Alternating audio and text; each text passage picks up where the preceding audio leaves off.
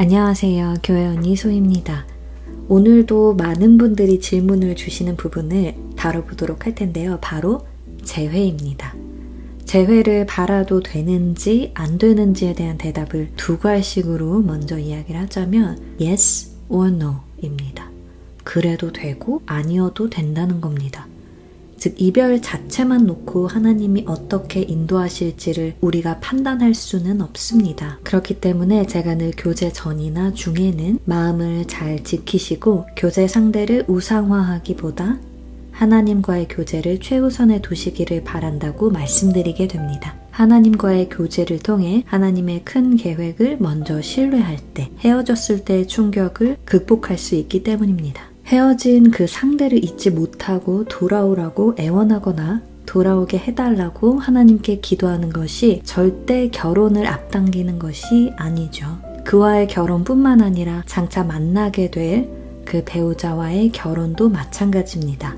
또 그 헤어짐의 원인은 하나님의 뜻이 아니라서 헤어진 것일 수도 있고 지금은 때가 아니라서 헤어졌을 수도 있고 당분간 떨어져 있어야 해서일 수도 있고 혹은 자신의 죄, 상대방의 죄일 수도 있지만 무슨 이유이건 그걸 분석할 필요는 없습니다. 용서해야 한다면 용서하고 축복한 뒤 보내는 게 가장 좋습니다. 그 이유를 분석한다고 해서 나아질 것이 없으니까요. 마음의 평안만 해칠 뿐이고 있는 속도 역시 더뎌집니다. 헤어진 마당에 무슨 소용이 있겠어요. 재회할지 안 할지도 모르니까 재회를 바라는 것보다 일단 그 관계는 죽은 관계로 두시는 게 좋습니다. 하나님께서 헤어진 이유를 설명해 주신다면 감사하지만 결국 그 이유는 그가 예비된 배우자가 아니라서이거나 지금은 때가 아니라서일 겁니다. 그가 결혼할 그 사람이 아니든 하나님의 때가 아니든 간에 그 일이 일어난 후에 빠르게 잊고 앞으로 나아가는 게 헤어진 직후 가장 중요한 것이죠. 그래서 저는 늘 헤어지신 분들이 어떻게 해야 할지 모르겠다 하실 때 사명을 강조하게 됩니다. 그 사명의 길 위에서 배우자를 만나게 되기 때문에 배우자를 만나고 찾으려 하는 노력보다 사명에 충실하는 것이 당연히 우선해야 합니다. 실현하신 분들이라면 더욱 사명에 집중하시기를 축복드립니다.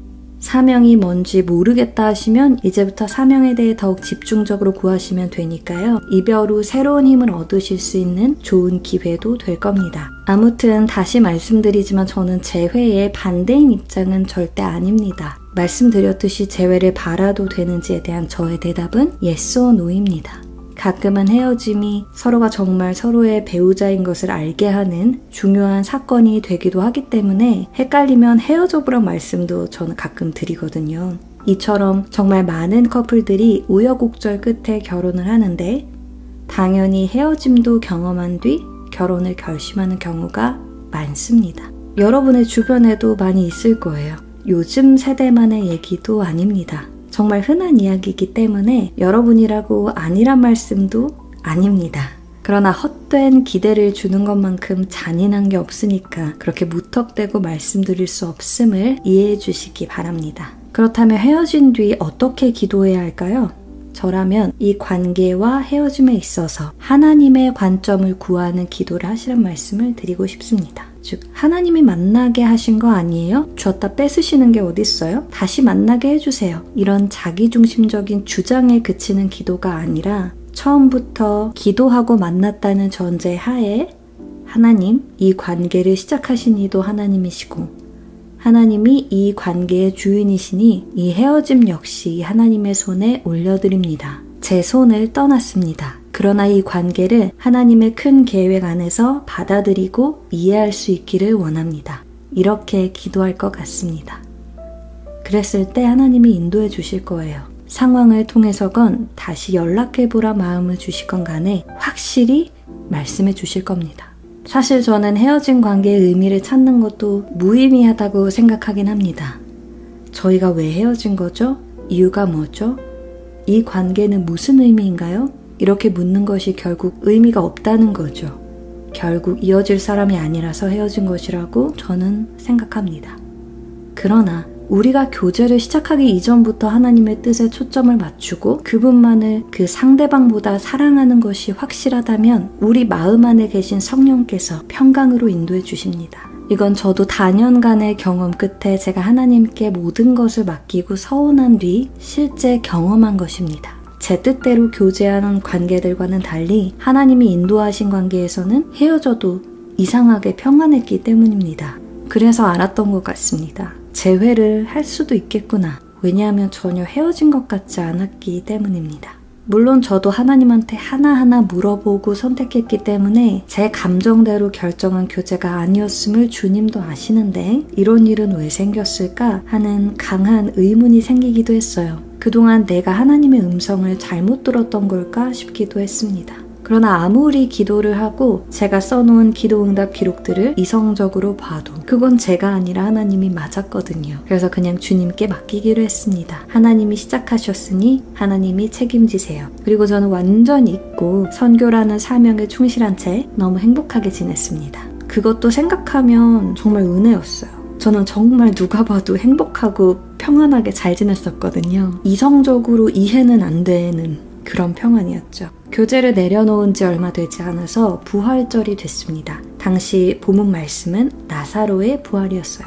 참고로 이 나사로의 부활 사건은 사복음서 중 유일하게 요한복음에만 기록된 사건입니다. 요한복음은 사복음서 중 예수님의 신성, 즉 하나님 되심에 집중한 책으로서 부활이라는 기적을 다루고 있다는 게 하나 짚어볼 만한 포인트인 것 같아요.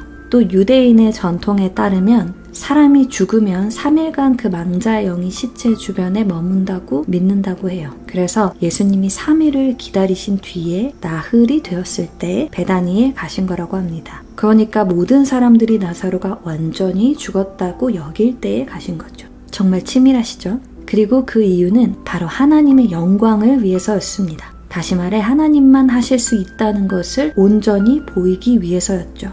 그러나 나사로의 누이 마르다는 주께서 여기 계셨더라면 내 오라버니가 죽지 아니하였겠나이다 라고 하면서 예수님을 원망합니다. 뭔가 익숙하죠? 우리가 바로 이런 태도일 때가 많지 않나요? 하나님이 안 만나게 하셨더라면 헤어질 일도 없었을 텐데 왜 만나게 하셨나요? 왜 수많은 사람 중에 이런 사람을 만나게 하셔서 그렇게 힘들게 하신 거예요? 뭐 이런 태도와 유사하다고 볼 수 있겠죠?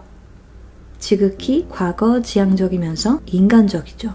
마르다는 이처럼 과거지향적이고 단편적인 인간적 상태에 머물러 있어서 부활시키려는 하나님의 뜻을 전혀 모르고 하나님을 도리어 원망하고 있습니다. 그러나 우리는 이런 태도를 버리고 미래지향적이고 하나님 중심적이어야 하겠습니다. What if? 그랬으면 어땠을까 하는 생각은 완전히 버려야 합니다. 그래야 하나님이 일하실 수 있으니까요. 부활이란 기적을 볼 테니까요.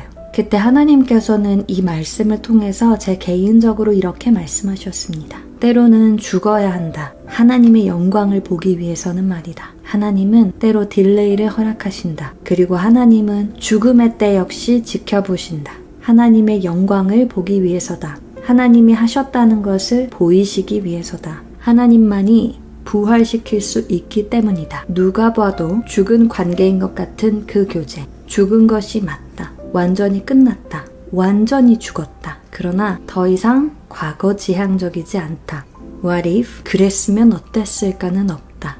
하나님이 하실 일을 기대하라. 부활을 경험할 것이다. 정말 하나님 너무 멋있죠? 이건 제 머리로 떠올릴 수 없는 거예요. 제 경험 이상이었거든요. 바로 이게 성경적인 재회라고 할 수 있겠습니다. 하나님께서 되살리시는 관계죠. 완전히 새롭게요. 그리고 나서 한 달 정도 뒤에 당시 룸메이트였던 레베카 자매가 같이 배우자 기도를 하자고 제안을 해왔습니다. 저희는 서로 기도할 구체적인 상대가 있는 상태여서 당시 저는 현재 약혼자를 두고 기도했죠. 저희가 배우자 기도를 하는 방식을 혹시 모르시는 분들을 위해 말씀드리면 저희는 주로 듣는 기도를 합니다. 우리가 어떤 주문처럼 외거나 또 자기중심적으로 이런 사람 보내주시라는 기도가 아니라 하나님을 찬양하고 감사하고 그 다음에 하나님께서 저희 배우자에 대해 주시는 감동이나 비전을 놓고 그에 따라 기도합니다. 그때 레베카 자매가 했던 기도를 아직도 기억합니다. 언니, 그 사람이 굉장히 심하게 울고 있어요. 후회하고 있는 것 같아요. 너무 괴로워하는 것 같기도 해요. 그리고 너무 외로워 보여요. 그때 저는 딱히 마음이 동하진 않았고 제 눈앞에도 그 모습이 그려지는 것 같았습니다. 그리고 그에 따라 하나님께서 부활절에 주신 말씀처럼 다시 그 관계를 살리시기를 원하신다면 주님의 영광을 위해 하시기를 원합니다. 하고 기도했습니다.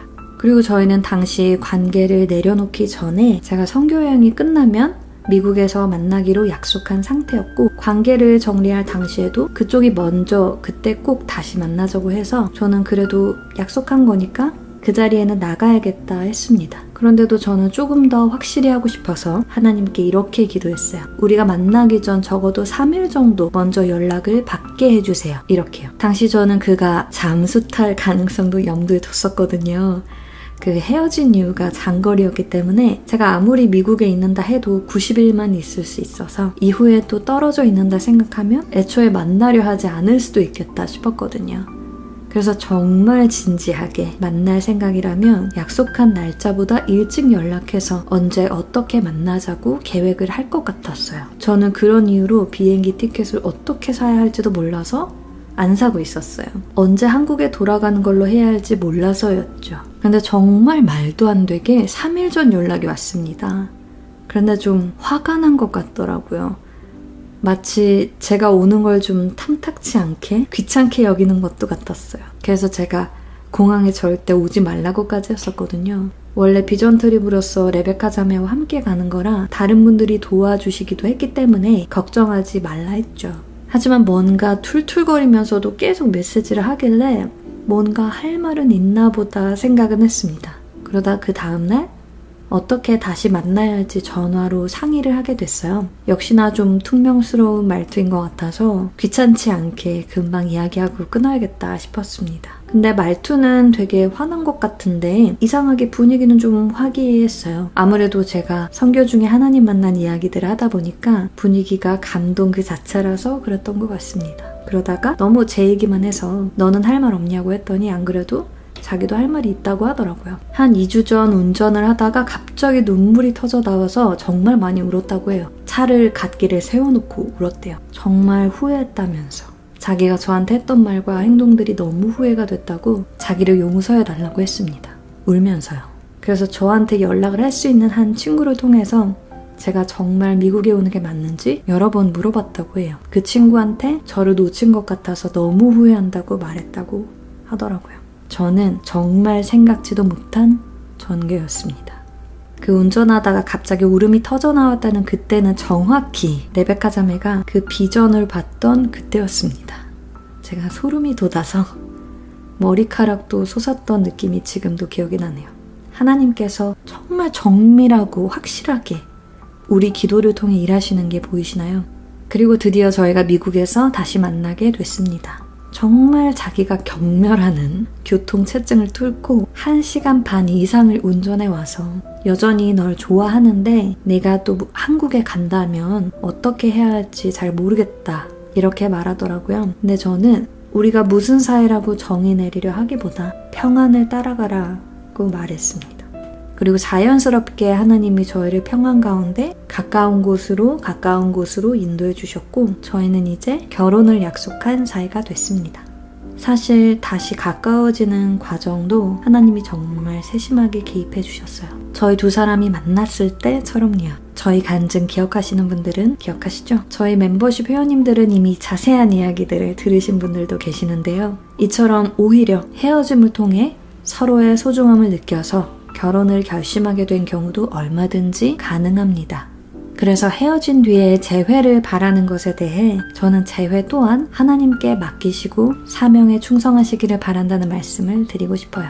하나님을 그 상대방보다 사랑하고 그 교제의 주인을 하나님으로 모시고 정말 기도하면서 교제에 임했었다면 믿음의 분량 이상으로 많은 생각을 하실 필요가 없습니다. 끝난 관계는 끝난 것으로 두시기 바라고요. 정말 필요한 헤어짐이었다면 하나님이 살리실 겁니다. 그분이 그 관계의 주인이시니까요. 완전히 끝났다고 생각했을 때 살아날 겁니다. 그러니 미련 없이 훌훌 털고 하나님과의 관계와 여러분의 사명에 더욱 집중하시기를 축복드려요. 하나님이 때가 되면 알아서 두 사람을 만나게 하실 겁니다. 하나님이 살리실 관계 기대되지 않으세요?